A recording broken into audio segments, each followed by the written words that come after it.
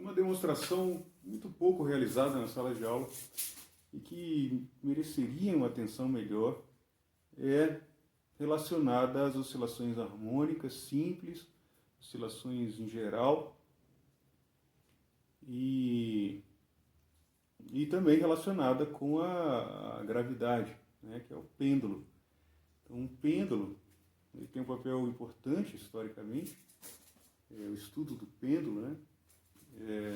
Vocês vão perceber, à medida em que vocês estudam, que o movimento harmônico, o oscilador harmônico simples, tem uma importância bastante grande na física e cada vez que você estuda e olha para ele, você vai ver novos elementos, vai compreender melhor.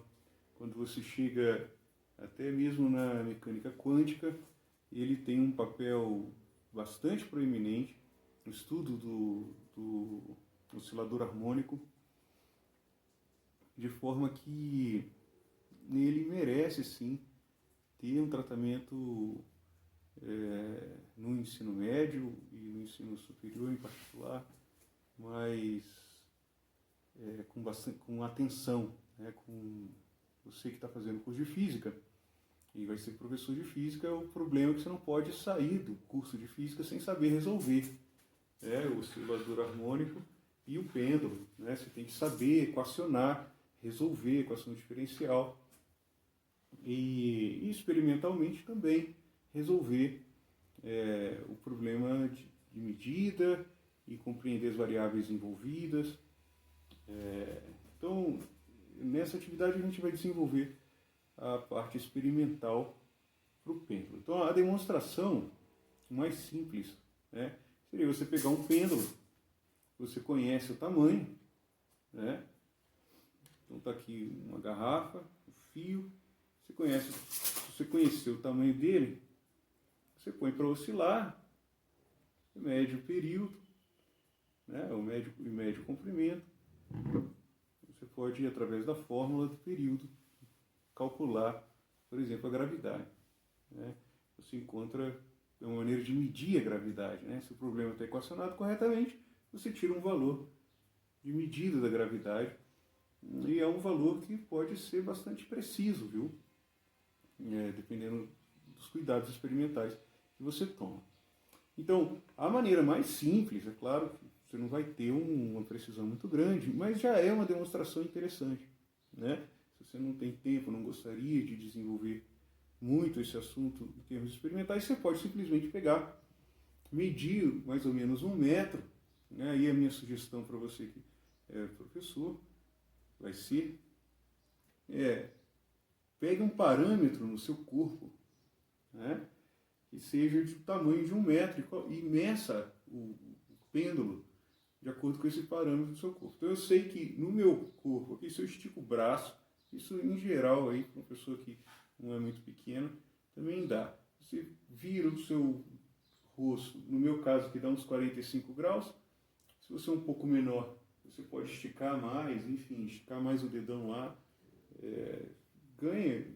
pega uma fita métrica ou uma trena e faça o teste. Então, ó, veja aqui, vamos ver quanto que eu errei. Ó. Errei 4 centímetros, aqui deu 1,4. Um erro relativamente pequeno, para uma demonstração rápida, né? Então, mesma coisa, acho que eu passei demais. Faço alguns testes, aqui deu 99. Né? Então, aqui, na minha estimativa que eu vou fazer aqui, vai dar mais ou menos um erro de 1 metro, mais ou menos 5 centímetros. Né? Se você quer, para a demonstração que eu vou fazer aqui com vocês, não vai fazer muita diferença, tá? Então, o centro de massa mais ou menos aqui nessa garrafa, vou colocar na ponta aqui do meu nariz, vou esticar o braço, mais ou menos daquele jeito que a gente tinha falado. Está aqui um pêndulo de 1 metro. Vou levantar aqui. Eu vejo que tem aqui um pêndulo de 1 metro, certo? Bom, onde que eu vou pendurar esse pêndulo? Suponha que você não tenha onde pendurar. Enfim, enrolar o dedo aqui no fio para não deixar ele correr. Não tenho onde pendurar, o que eu vou fazer? eu vou fixar minha mão aqui perto da parede, certo? Fixando a mão perto da parede, eu não vou interferir menos aqui, né? Ou minimamente, né? No período, na frequência em que ele oscila. Eu vou colocar para oscilar e vamos medir o tempo. Você pode pedir para os seus alunos medirem o tempo também, né? Eles têm aí o celular, então cada um mede o tempo. Você pode medir, na verdade, você pode tirar uma média dos tempos que eles tirarem, né? Que eles medirem. Mas aqui no caso, então, eu vou usar aqui, para mostrar para vocês, utilizar esse cronômetro aqui do Android. Então, vou colocar para oscilar. Uma oscilação pequena, não coloque uma oscilação muito grande, né? Uns 5 centímetros aí. Então veja, coloquei até mais, coloquei provavelmente uns 7 centímetros. Ao todo deve estar oscilando aqui uns 15 centímetros de um lado ao outro, né? Então uma amplitude de 7 para cada lado. Então nós vamos medir 10 oscilações e monitorar aqui no cronômetro. Tá? Então quando ele chegar num extremo, eu aperto, contamos 10 oscilações e pegamos o tempo de 10 oscilações. Então esse tempo dividido por 10 vai ser o período de oscilação, certo? Então vamos lá. Acertar o botão aqui.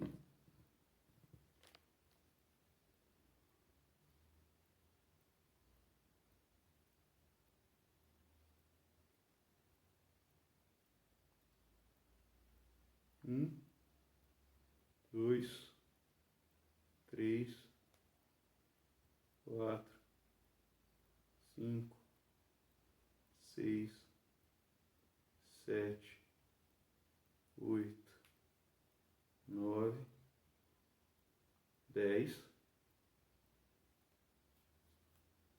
10 oscilações. Deu então aqui 20 segundos.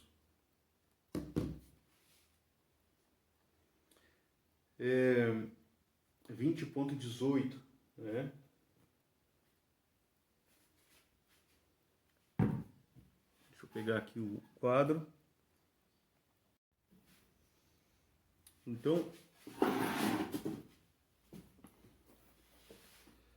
a gente tem ali que período dava 20,18, certo? Então, 10 períodos, então é 2, aproximadamente 2, vai, arredondando na primeira casa decimal, 2 segundos, certo? Que a gente mediu, certo? Então nós temos que o período é igual a 2π raiz de L sobre G, certo? Então nós temos o período e nós temos L e queremos saber G, né? Então vamos isolar G aqui, certo? Então o que a gente tem é 4 π quadrado sobre o período ao quadrado vezes L é igual a G, certo? Então eu levei ao quadrado aqui, a raiz saiu, o G joguei para esse lado aqui, né? Multiplicando dos dois lados, tá aqui L. Então isso é 1, então veja, G é igual ao que? O período é aproximadamente 2, então vai ficar 4 π quadrado sobre 2 ao quadrado vezes 1 metro. Então isso dividido por isso é 1, então G é aproximadamente π ao quadrado.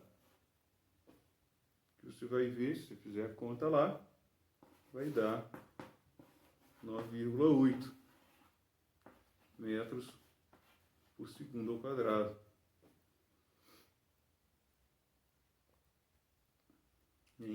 Já que aqui é metro, né? A gente está trabalhando com segundo.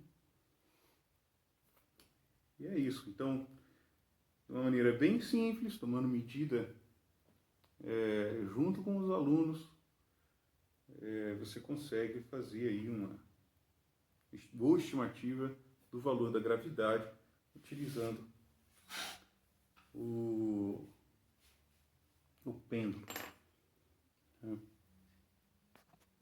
Certo?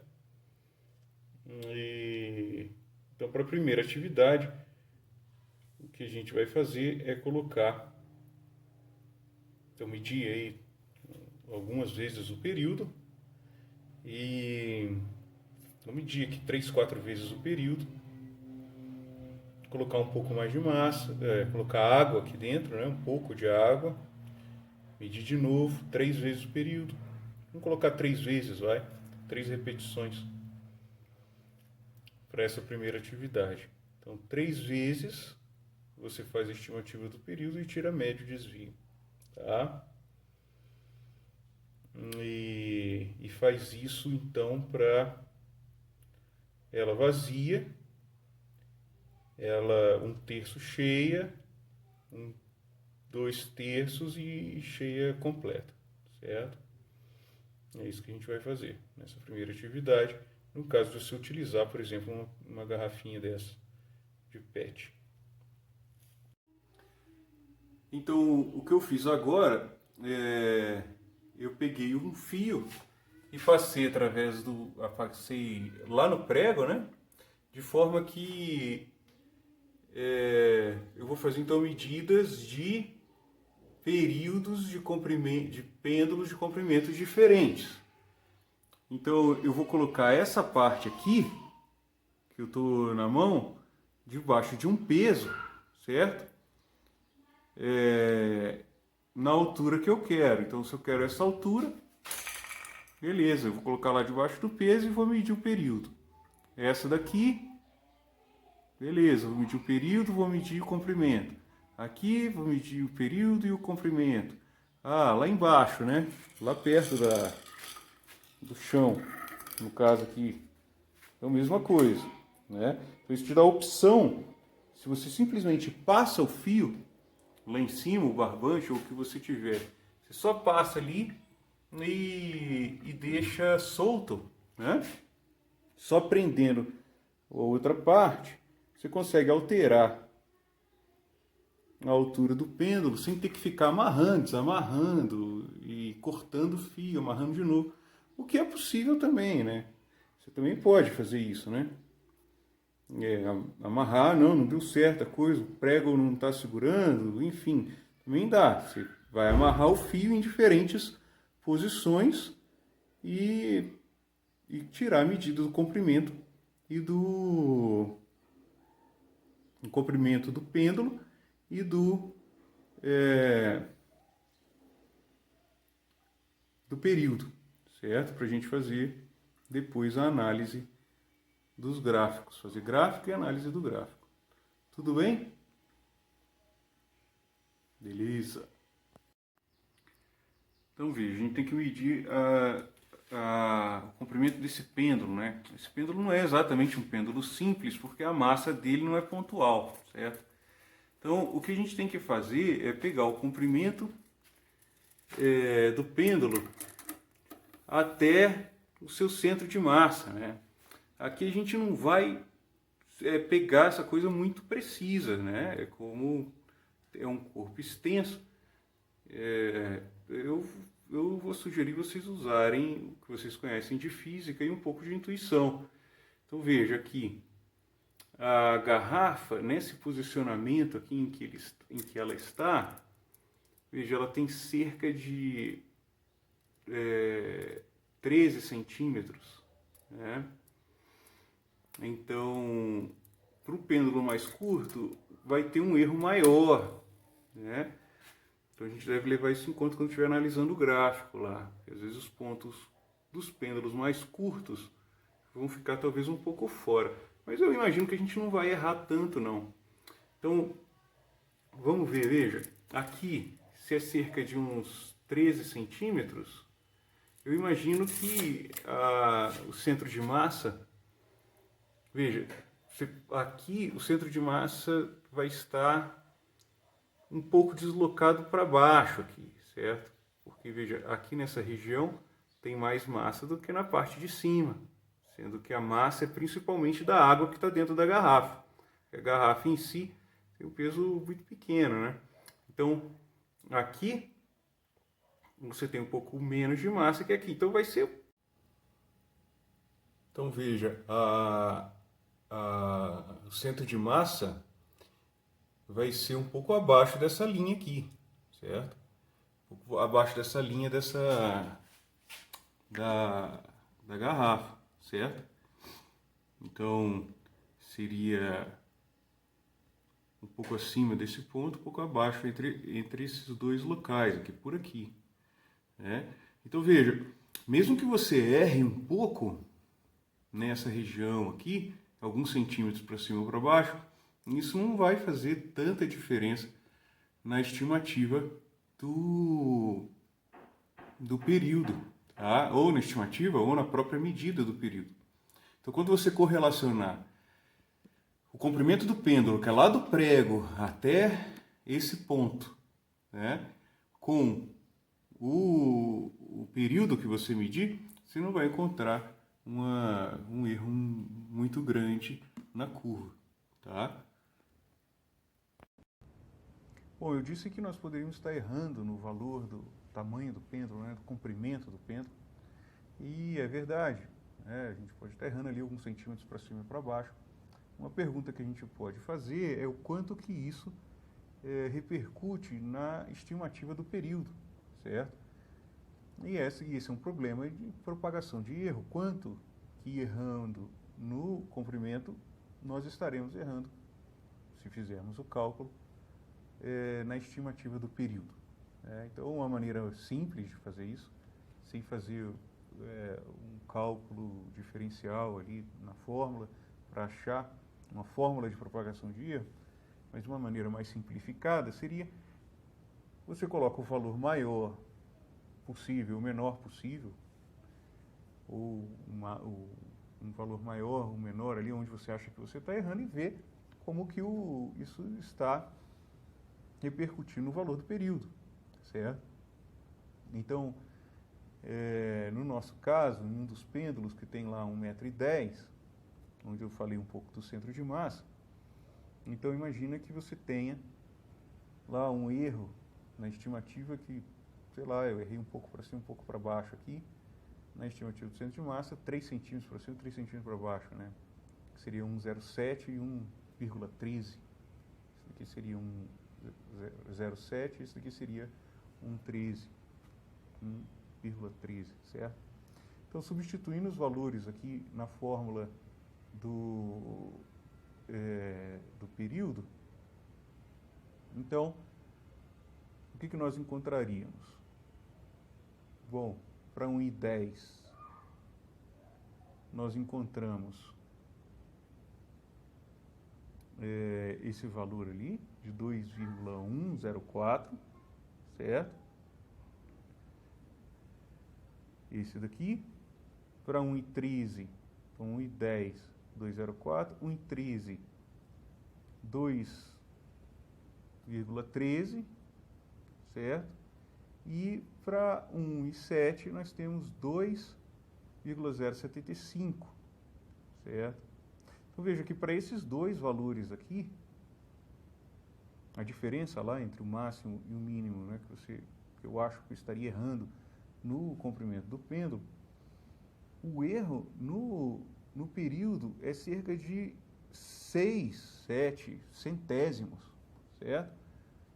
Que está aqui, do 13 para o 0,8, 5 centésimos, né? Então, do 0,3 para o 0,8, você tem 5 centésimos. Então, veja, está quase na ordem de grandeza do erro devido ao nosso reflexo na medida ali, né? Apertar o botão quando a gente acha que chegou no ponto mais alto ou no ponto mais extremo da trajetória do oscilador, nesse caso o pêndulo. Então, é um erro bem pequeno, né? Desculpa, eu falei que centésimos, né? Na verdade é equivalente ao nosso... Na verdade o nosso reflexo está na ordem de décimos, né? É que no caso aqui nós medimos 10 oscilações, certo? Então ficaria lá 21,3 ou 20,7, certo? Então seria na ordem de décimos de segundo em 10 oscilações, certo? Aí sim estaria na ordem de grandeza aí do nosso reflexo, né? Centésimo já está distante aí do nosso reflexo, né? Mas no caso nós medimos 10 oscilações, então seria da ordem de 21,3 ou 20,7,8. Então ali sim estaria na ordem de grandeza do nosso reflexo. E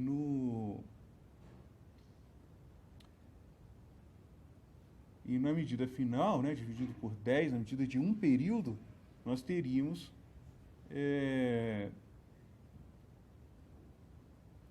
um erro na ordem dos centésimos, né? Então, enfim, não faz tanta diferença assim esses alguns centímetros para cima ou para baixo para um pêndulo de 1 metro. É claro, como também eu já falei, se você tem um pêndulo muito curto, esse erro começa a ficar importante, né? Um erro relativo que vai crescendo à medida que o pêndulo vai diminuir de tamanho, certo? Porque se ele tem lá, sei lá, 30 centímetros, o erro de 3 centímetros já é um erro relativamente, assim, já é considerável, né? Então, trabalhar com pêndulos um pouco maiores implica em menos erro nesse caso, de trabalhar com corpos extensos, que você não sabe exatamente onde está o centro de massa, né? Tudo bem? Beleza.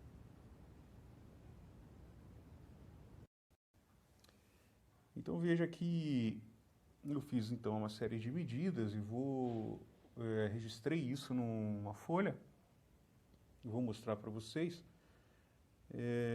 algumas das medidas que eu encontrei e os gráficos que representando, né, essas medidas. Então tá aqui a folha, ó.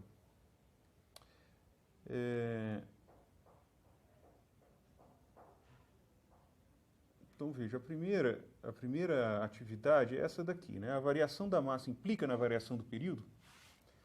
Certo? A pergunta que rege a primeira atividade, certo?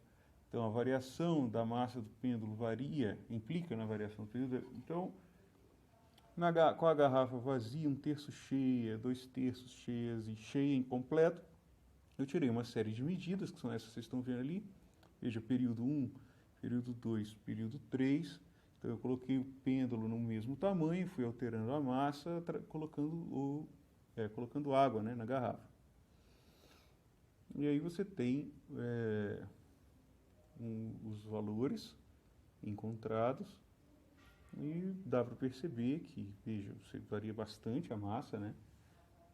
Da garrafa vazia para a garrafa cheia, você tem uma variação significativa e o período, né? Aqui eu estou mostrando 10 oscilações, né?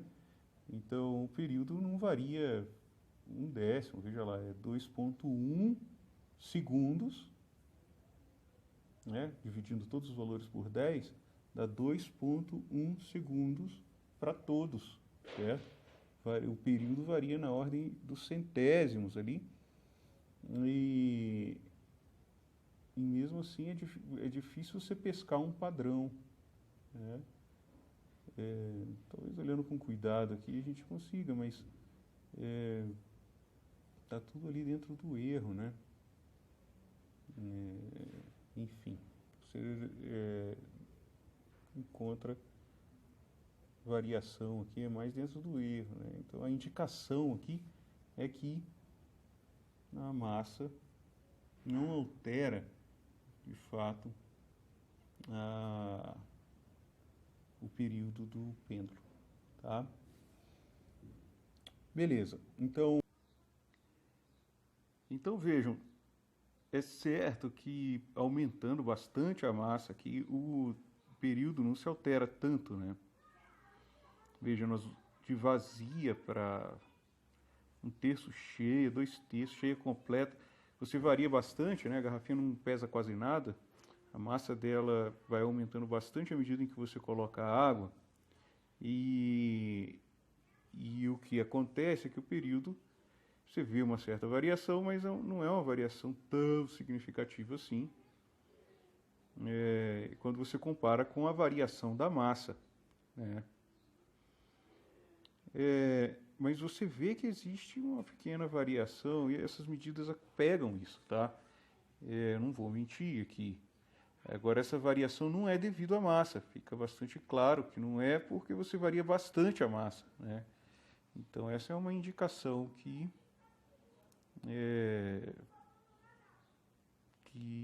não é devido a essa variação de massa. Agora, o que dá para enxergar aqui? Veja que quando ela está vazia, para quando você coloca 1 terço, né? O que acontece com o centro de massa? O centro de massa vai mais para baixo, o pêndulo fica equivalente a um pêndulo simples maior, né? E um pêndulo simples maior, mais comprido, tem um período maior também. E é isso que você observa, veja.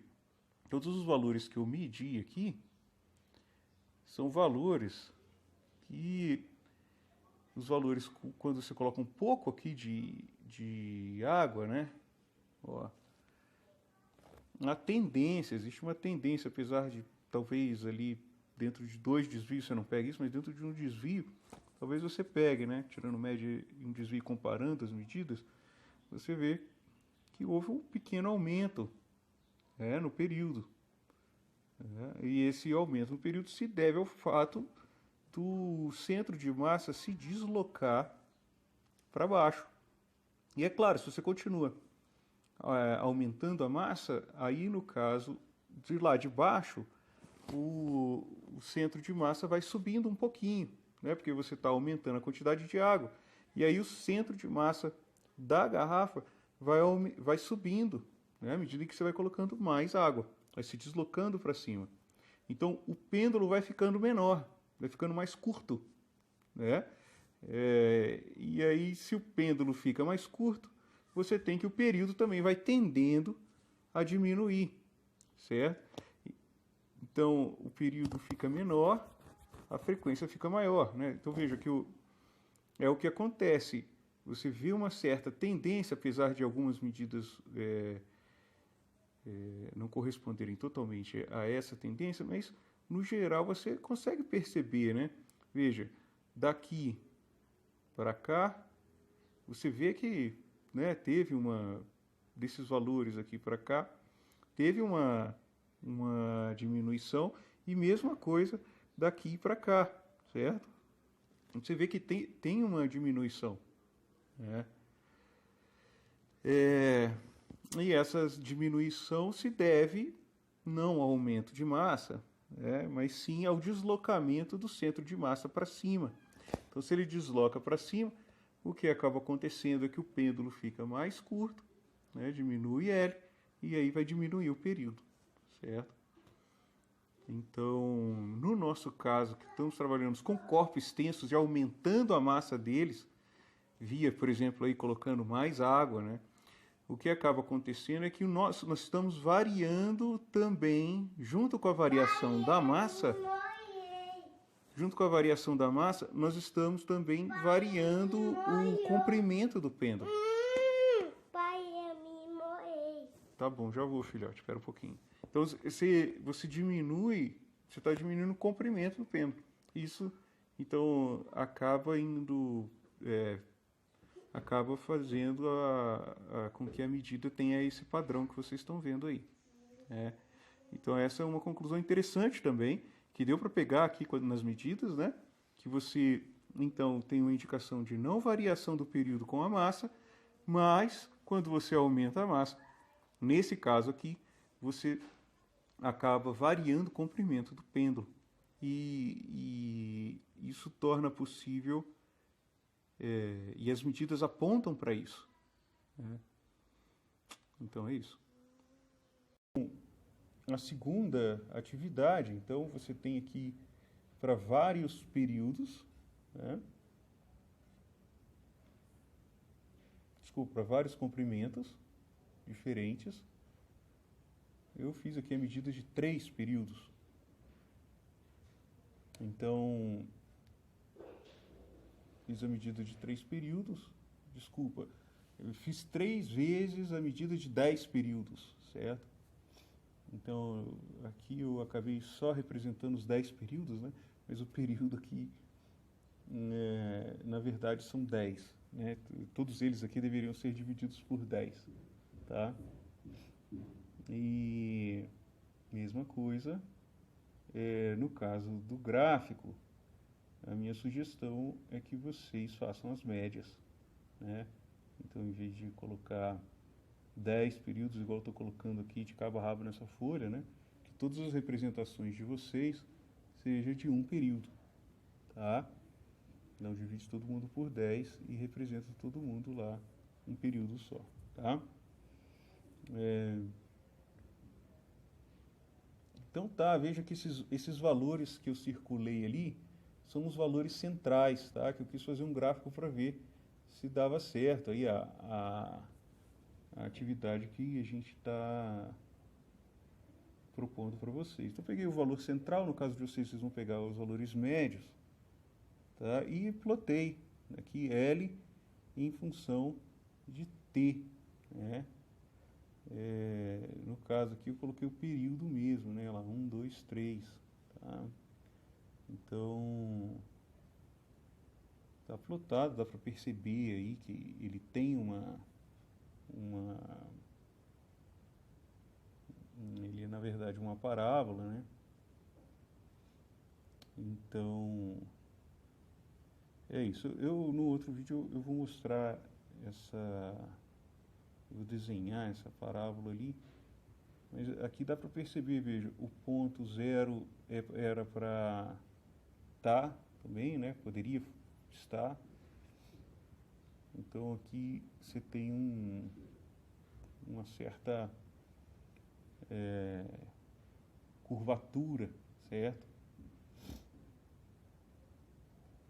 Você percebe a curvatura, em especial aqui fica mais clara essa curvatura por causa desse ponto aqui. Cadê? Desse ponto aqui, né? Os outros também aqui um pouco mais altos aqui do que esses daqui, né? Mas até aqui, assim, você poderia pensar numa reta, né? Mas esse daqui não entra nessa reta, né? Então, e pensando que o 00 também deveria estar, então aqui dá para perceber que existe sim uma curvatura, tá? E veja um gráfico desenhado à mão, né? Ele também nem régua eu usei. Eu fiz como se eu fizesse no quadro de giz, né, sem uma régua. Só para mostrar para vocês como que dá para capturar as principais características, sim, de um gráfico, de um comportamento desse tipo, pelo menos, num gráfico desenhado à mão livre. É claro, mantendo minimamente ali a proporção nas escalas, certo?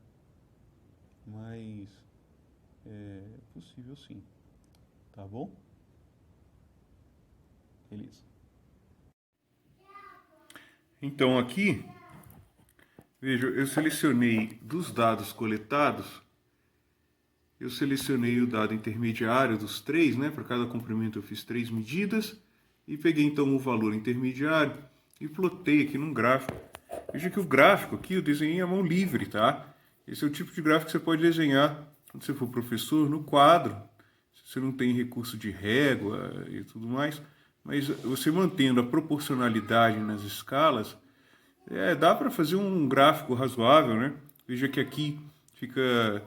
Aí eu errei um pouco esse ponto aqui, Mas então existe uma certa curvatura aqui que diz respeito à parábola, né? Que a dependência aqui é uma dependência quadrática. O ponto 0, 0 poderia até participar aqui, apesar de não ser medida, né? Mas talvez se pegássemos aqui um pêndulo um pouco mais intermediário, aqui a gente conseguiria pegar um ponto mais aqui, intermediário aqui de, sei lá, 15 centímetros, né? O problema é que o nosso pêndulo já é extenso, né? Esse é um dado talvez difícil de tirar, mas daria para tentar. Mas veja, dá para ver que existe uma certa curvatura aqui, né? Que seria de uma parábola, né? Vou traçar uma parábola média aqui. Passando aqui pelos pontos.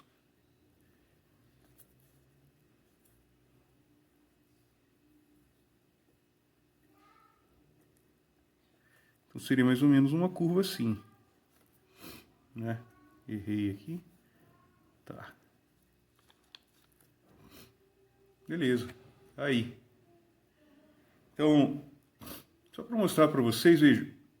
Eu tenho um ponto aqui, ó, 1,67, 1,1. Tem um outro aqui perto do 2, quem que é? É 1,92. Aqui também tem 1,92. Então tá, vou mostrar agora com o valor quadrado. Então eu vou mostrar para vocês com o valor quadrado. Então selecionei, elevei o quadrado, né? E vamos fazer o gráfico aqui, só para vocês verem, né? Então, nós temos os pontos são aqui do teu quadrado, vai aqui desde os 132 até 778. Então, veja, eu já coloquei aqui na minha escala.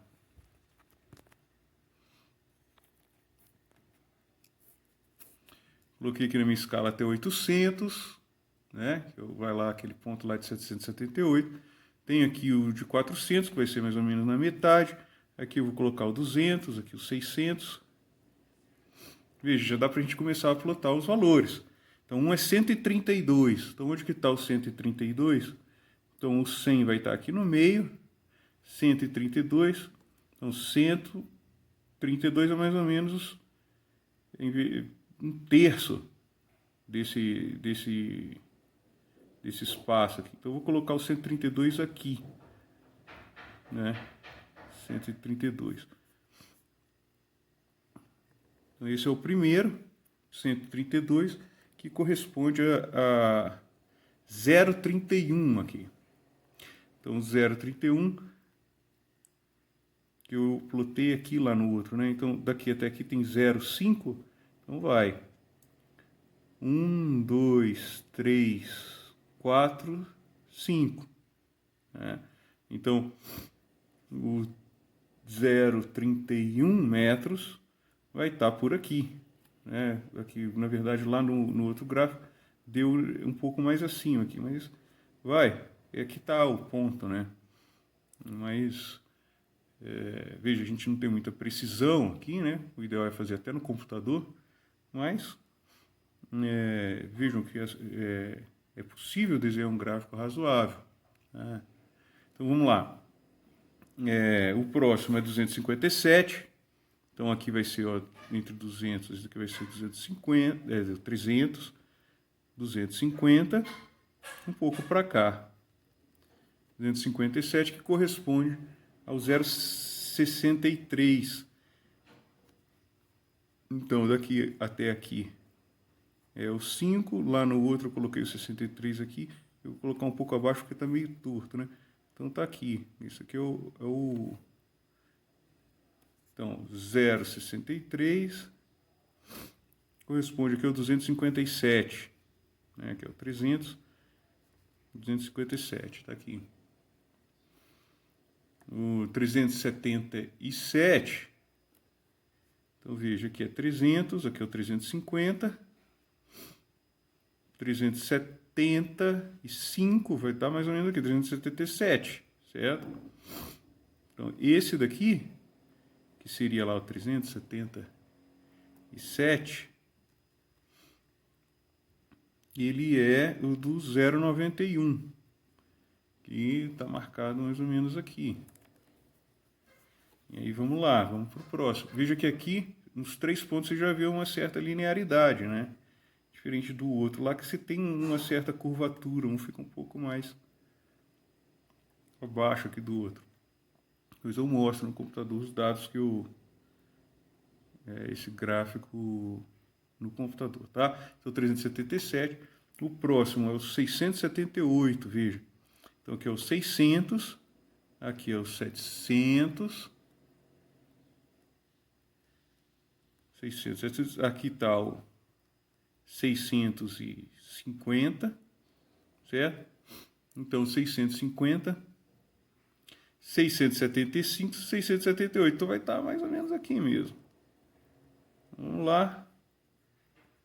O 678 corresponde a 1,67, que é esse daqui, ó. E o 778, então aqui está o 700, aqui está o 800, aqui está os 750, 775, pouco mais para cá, aqui perto do 800, vou subir aqui, que seria o correspondente a 1,92, um pouco abaixo do 2 aqui, né? Seria aqui.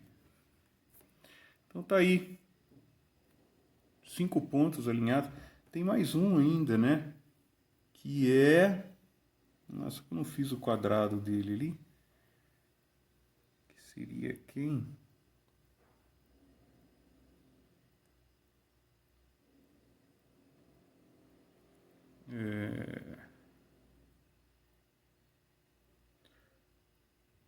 Seria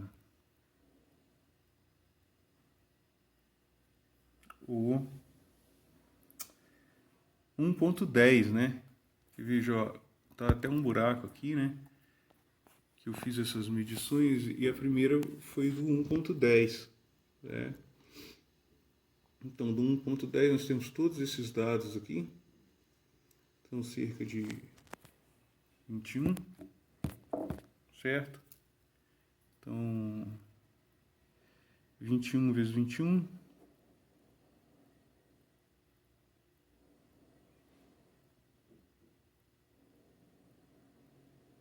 $441.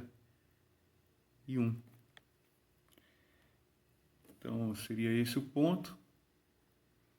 Então, aqui é o 500. Opa, que eu perdi. Aqui é os 800, aqui é o 400. Então, o 600 estaria aqui no meio, certo? Então, aqui é o 500, 450, 440 seria por aqui. E seria o do 1.10, né? O 1.10 aqui. Aqui está o 440. Então, tá aqui o ponto, ó. Deu também lá perto da nossa reta aí. Então tá, daria para traçar uma reta aqui, né? Passando pelos, mais ou menos pelos pontos, um ponto um pouco assim, um pouco abaixo. Ideal fazer isso daqui com uma reta, com uma régua transparente, né? Você traça uma reta um pouco para lá, um pouco para cá e depois passa no meio uma reta. Então veja, nessa reta aqui,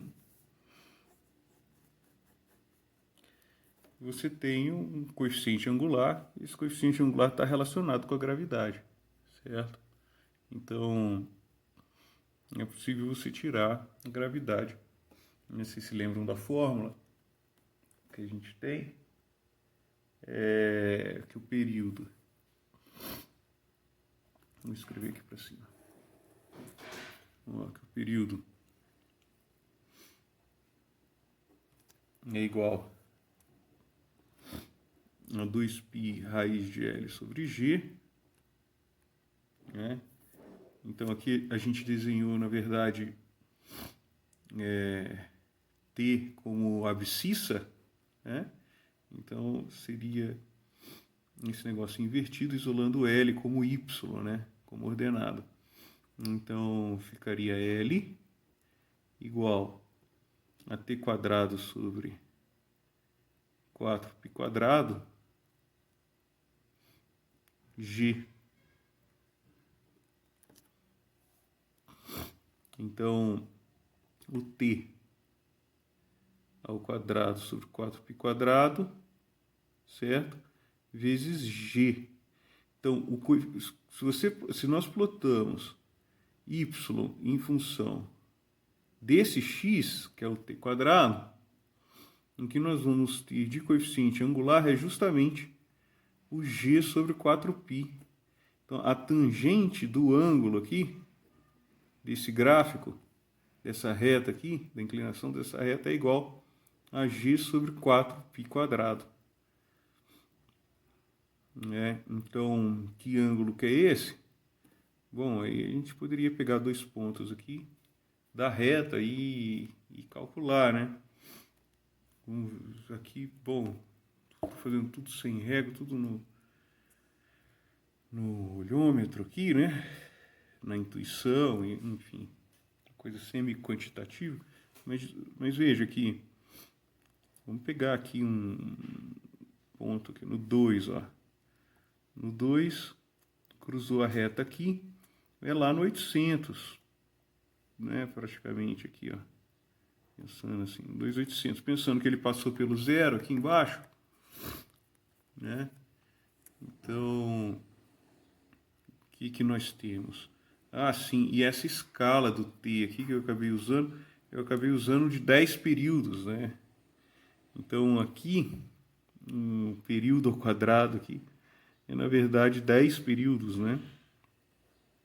Então, ainda não vai ser exatamente isso daqui, a não ser que a gente já considere a mudança aqui nessa escala, né? Que é uma escala vezes 100, no caso, né? Porque eu peguei 10 períodos e elevei ao quadrado, né? Então, na verdade, toda essa escala aqui, ela está multiplicada por 100, né? Então, vamos fazer a conta. Vamos lá. Deu, no caso, cateto oposto sobre cateto adjacente, que vai ser a tangente de alfa, né? Que é igual a 2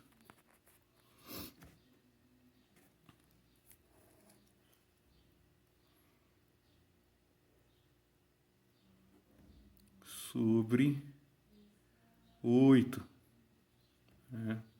Pensando aqui que essa escala está multiplicada por 100, né? Então, em vez de ser 800, vai ser 8, certo?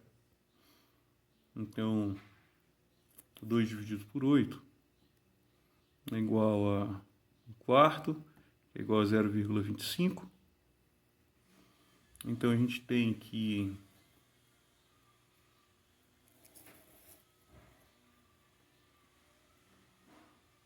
0,25 é igual, ou melhor, vezes, penso aqui já tem a fórmula, 0,25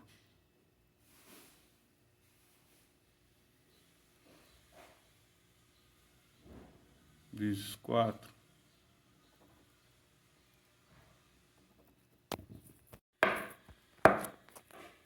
parou de escrever minha caneta aqui.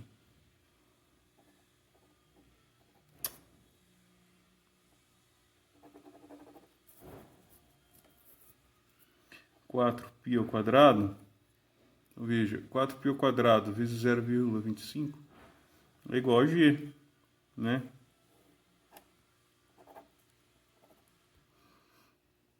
E veja, então 4 vezes 0,25 é 1, certo?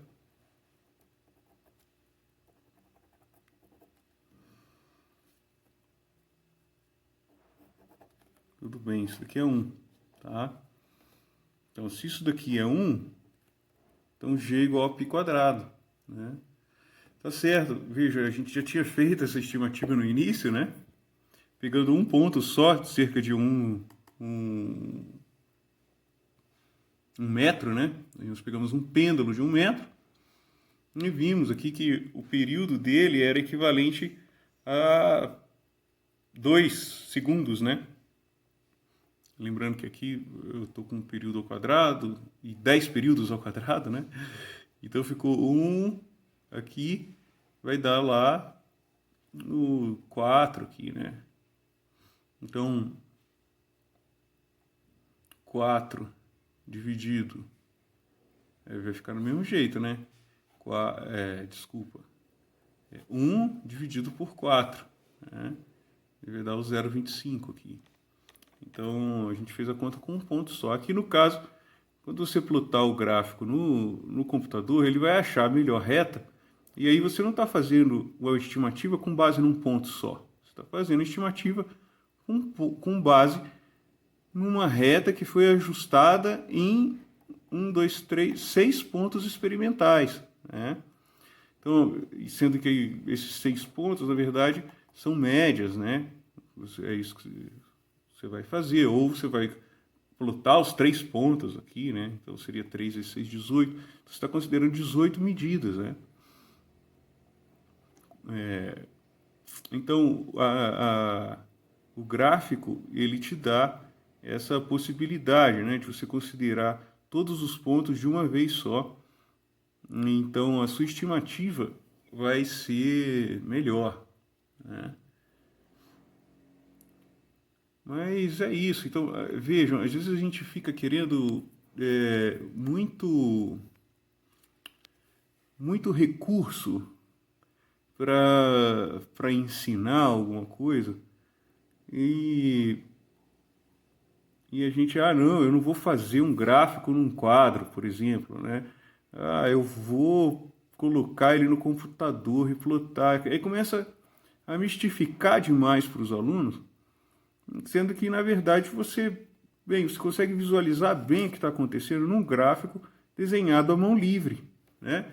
Aqui eu tenho os 2 gráficos, ó, desenhados à mão livre, um papel e caneta. No quadro X, às vezes é até melhor, que dá para você apagar as coisas que você errou, né? Igual aqui, ó, eu errei traçando, dá para apagar. Mas veja que aqui não está muito organizado, né? Mas dá para desenhar bons gráficos razoáveis, né? Ilustrando bem, veja, a linearização nesse caso aqui. E com gráficos à mão livre, né? Nem régua eu usei. Obviamente, vocês, fazendo na mão, vocês vão utilizar no relatório de vocês, vocês vão fazer um gráfico maior, né? Faz na metade de 1/4, né? Que eu fiz 1/4, sei lá, num sexto de 1/4, mas dá para fazer um gráfico um pouco maior, né? Com as escalas todas marcadas com milimetradas, né? Se você tiver um papel milimetrado, melhor, mas dá para você traçar a régua aqui e milimetrar, né? Fica mais fácil depois para você achar os pontos e não vai ficar aqui esses traços todos meio tortos, né? Você faz tudo na régua, um quadradinho, tá bom? Se tiver um esquadro, ótimo. Mas veja, eu nem régua eu estava aqui e eu usei, e no entanto eu consegui fazer 2 gráficos que pegam os principais conceitos dessa experimentação que a gente está fazendo. Beleza. O problema do pêndulo é um problema importante que você saiba resolver, né? Então, tendo oportunidade, revisite, tente compreender, né? Então, você tem a massa pendurada aqui, um fio de comprimento L, e as forças envolvidas são a tração e o peso. São as 2 forças envolvidas. A tração e o peso. Você desloca esse fio da vertical aqui em uma quantidade θ, e aí um ângulo, né, θ, e aí você solta e ele fica aqui oscilando numa trajetória que é uma trajetória circular. É claro, a gente vai fazer uma aproximação, em que a gente vai aproximar o seno de θ para θ, né? Mas a gente começa aqui com esse movimento nesses termos, tá? Então, aqui está o peso problema, para facilitar o equacionar desse problema, a gente vai decompor o peso numa componente que é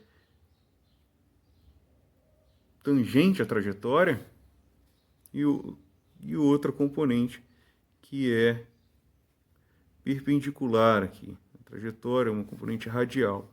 Então, esse ângulo, veja que geometricamente é igual a esse aqui, θ. Então, o que nós temos é que esse daqui vai ser, então, P cosseno θ. Esse vai ser P seno θ. O módulo vai ser P seno θ e P cosseno θ. Então, você tem que... a tração sempre vai ser igual ao P cosseno θ, então ela também vai variar de maneira a manter esse corpo em repouso nessa direção, né?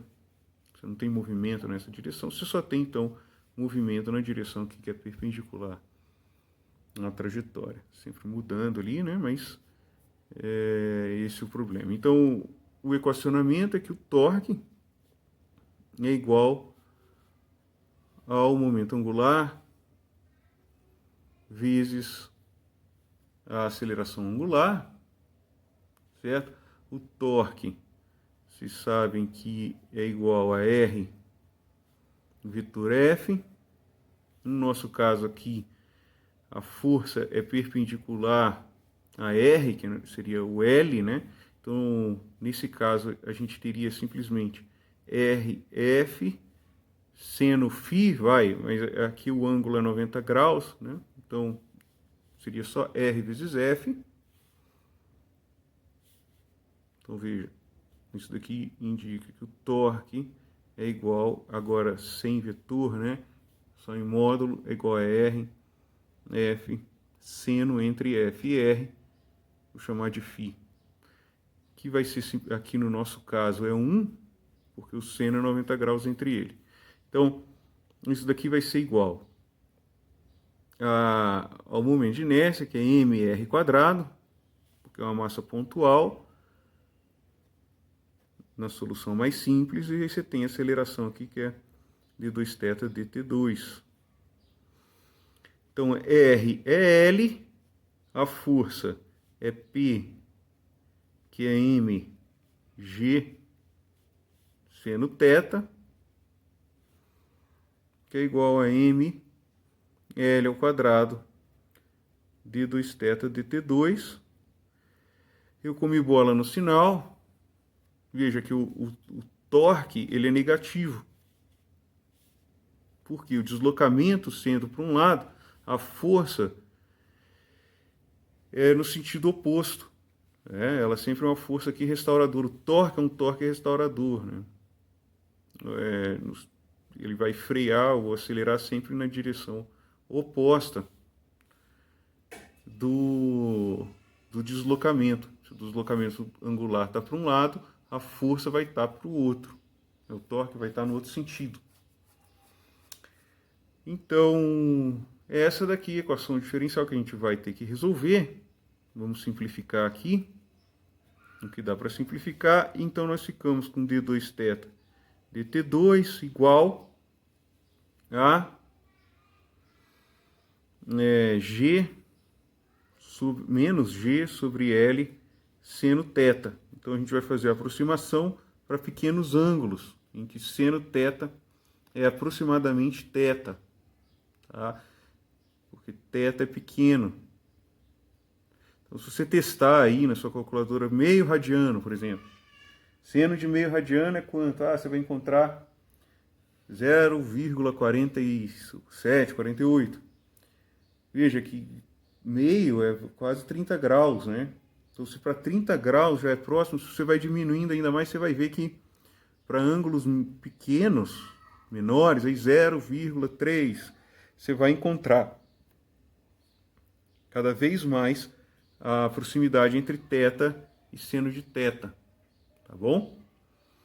Então, a equação diferencial que a gente tem que resolver vai simplificar ainda mais, porque essa daqui já não é complicada, já é complicada, tá?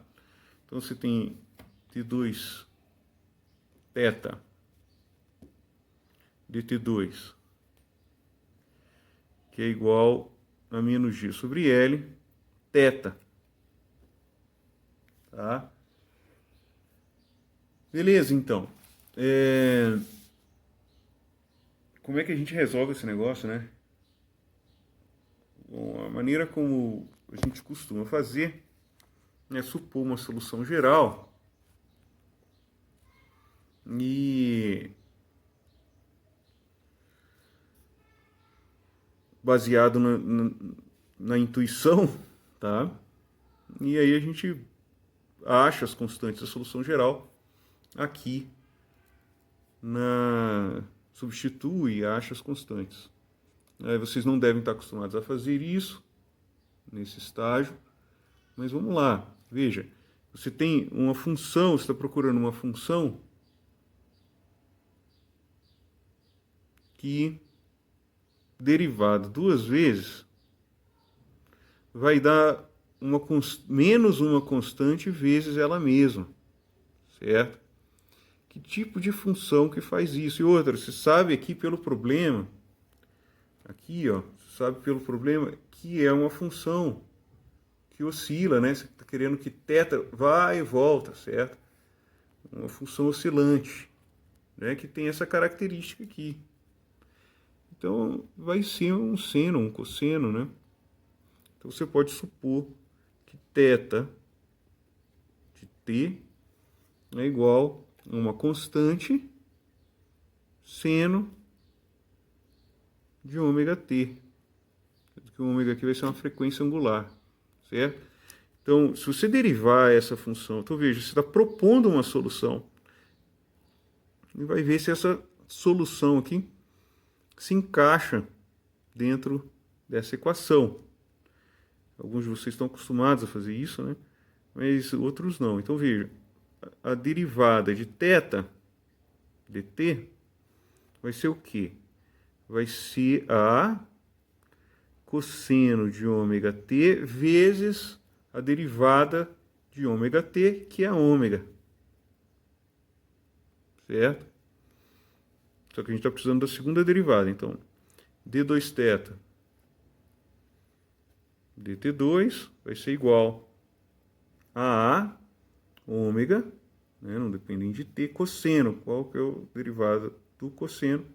É menos seno. Então, menos seno de ômega t vezes a derivada do de dentro, aqui que vai dar o ômega ao quadrado. Então, veja, nós temos θ de t, nós temos d2θ dt2, nós não conhecemos ômega e nós não conhecemos A, certo? A, no caso aqui, vai estar relacionado com amplitude, certo? É a amplitude do movimento. Isso vai ficar, até a gente impor na condição de contorno, ela vai ficar em aberto. Mas o ômega não. Vamos ver o que acontece com o ômega. Veja, não sei se vocês entenderam o que eu falei aqui. O A, por exemplo, quando o seno for 1, né, o seno no máximo que é 1, a amplitude do movimento é máxima, né, vai ser A. Quando for menos 1, vai ser então menos A. Então, essa equação está dizendo que o pêndulo vai de menos A até A. Né? Isso vai depender de cada movimento, condição de contorno do movimento em si. Então, vamos substituir.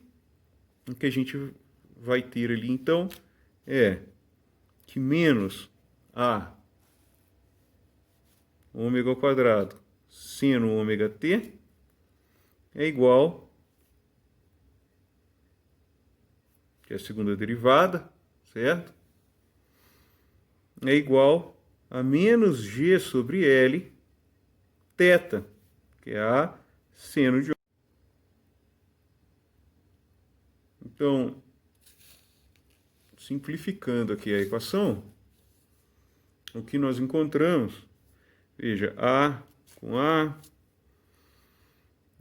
seno de ômega t, seno de ômega t, nós encontramos então a expressão para ômega, veja, o menos com menos aqui, então veja, o ômega é igual a raiz de G sobre L.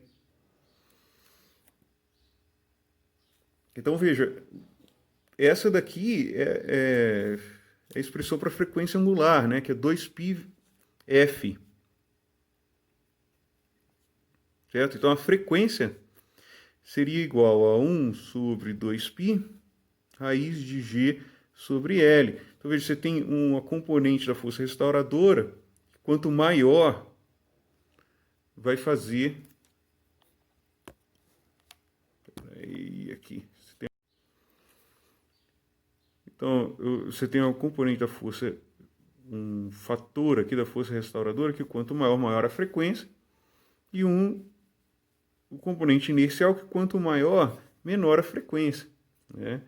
Então, o inverso da frequência é o período, certo?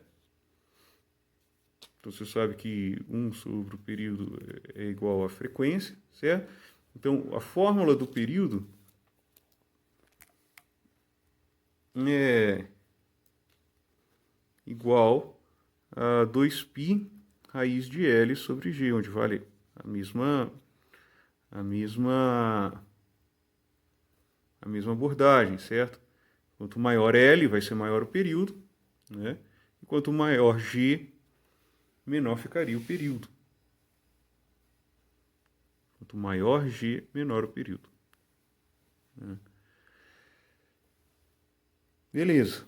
Então, está resolvido o problema do pêndulo, né? A gente só precisaria, então, da amplitude. A amplitude é um problema, está relacionado com as condições iniciais, condições de contorno. Nós também poderíamos colocar aqui, né, na função aqui, a gente poderia colocar uma fase, né? Se ele não começar, por exemplo, no tempo zero, na posição zero, né? Tudo bem. Faz de conta que no nosso caso aqui foi, né? Não vai fazer muita diferença, tá bom? No nosso caso, normalmente a gente solta numa certa, na amplitude máxima, né? Justamente quando o θ é A, certo? Então, para esse seno, já que a gente usou o seno, né, para descrever o movimento, então a gente teria que colocar uma fase aqui, certo? Que seria, por exemplo, o π, né? Porque a gente começa na amplitude máxima. Então, isso ficaria seno de ômega-t mais π, certo? Desculpa, π sobre 2, né? Que é quando o seno é máximo. Então, seria seno de ômega-t mais π sobre 2. Ômega-t mais π sobre 2. Que é justamente quando o seno é 1. E você segura lá o pêndulo na posição de amplitude máxima e solta, né? E aí você vê a oscilação. Mas é isso aí.